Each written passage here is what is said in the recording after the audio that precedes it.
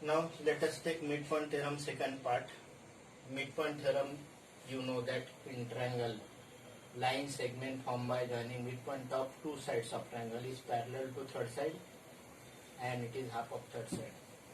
Here D is midpoint of, here D is midpoint of, here D is midpoint of AB side. E is midpoint of, E is midpoint of AC side. In triangle ABC. What is to prove? In the midpoint theorem we have to prove two things. First of all, DE parallel to BC means this line segment formed by joining midpoint of two sides parallel to third side. That we already proved. Now we want to prove that DE is equal to half BC. This is second part we want to prove. For that what we do? We produce this DE. What we do? We do construction. Produce DE. Such that DE equal to EF. Such that DE equal to EF. DE that is equal to EF and join D equal to EF and join this CF. What we construct? We construct this. We produce this DE. How this DE produce? This such that this DE equal to EF. DE equal to EF. That is construction. D equal to EF and we join this CF. What we construct? Construction produce DE such that DE equal to EF.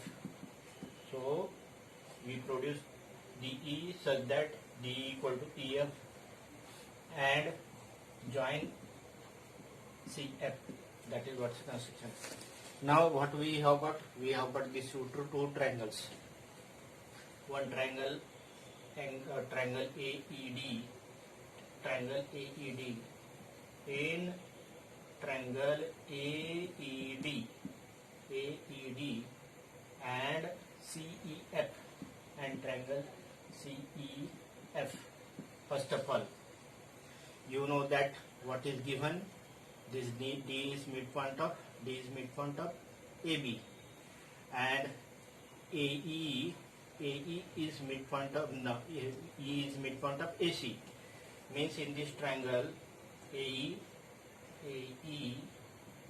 in this triangle this AE that is equal to EC. Number one reason he is midpoint of AC. That is given that he is midpoint of AC. Second, we have constructed this DE. We have constructed DE equal to EF. This is second. Reason construction. We have constructed. And third, these are the vertically opposite angle.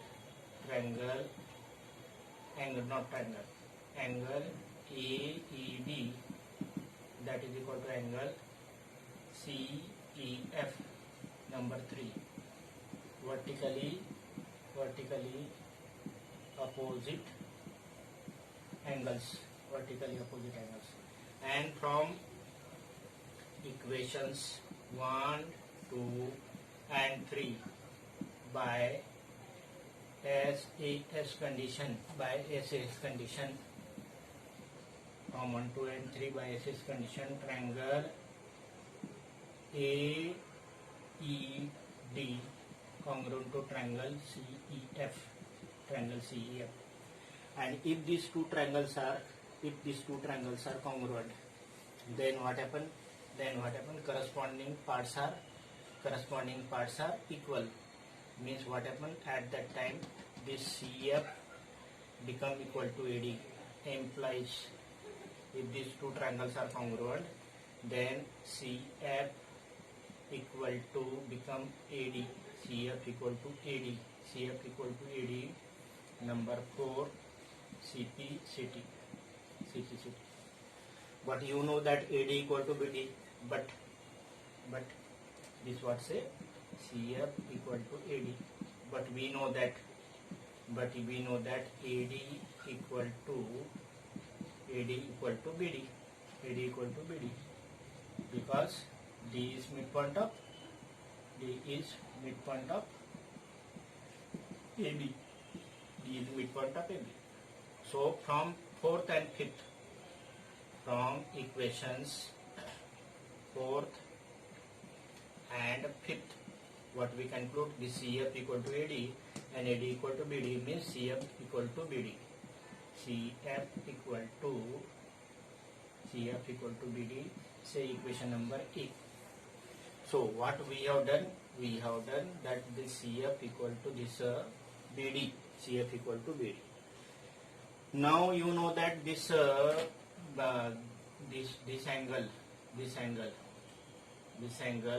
and this angle, these are the corresponding angle of congruent triangle.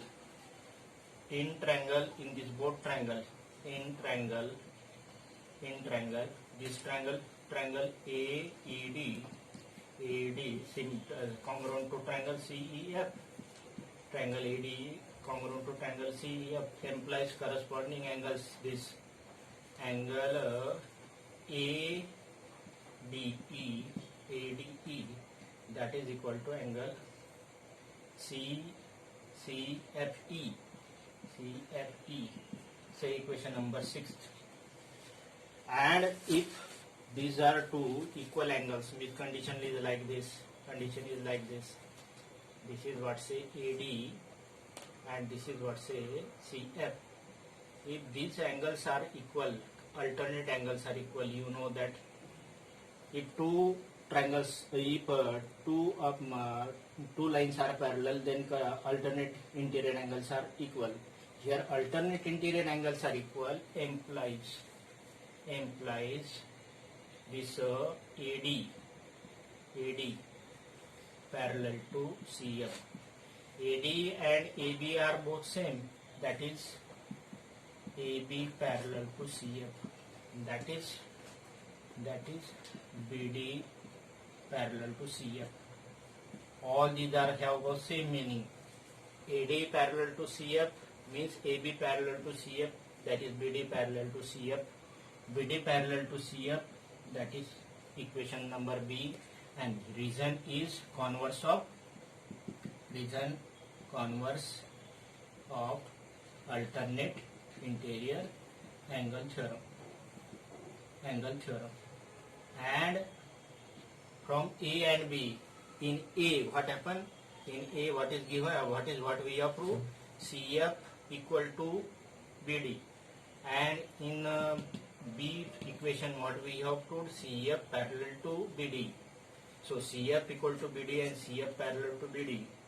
So CF equal to BD, that is equation number A, and CF parallel to BD, that is equation number B, implies quadrilateral ABCD is parallelogram. And if this ABCD is parallelogram, then what happens? BC equal to DF implies BC equal to DF, or DF equal to BC. Opposite sides, DF equal to BC. DF equal to BC, opposite sides of parallelogram. And DF equal to DF consists of DE plus EF. So this implies DE plus EF, that is equal to BC. And you know that this DE and EF we have taken DE and EF equal. So if we replace this EF by DE, but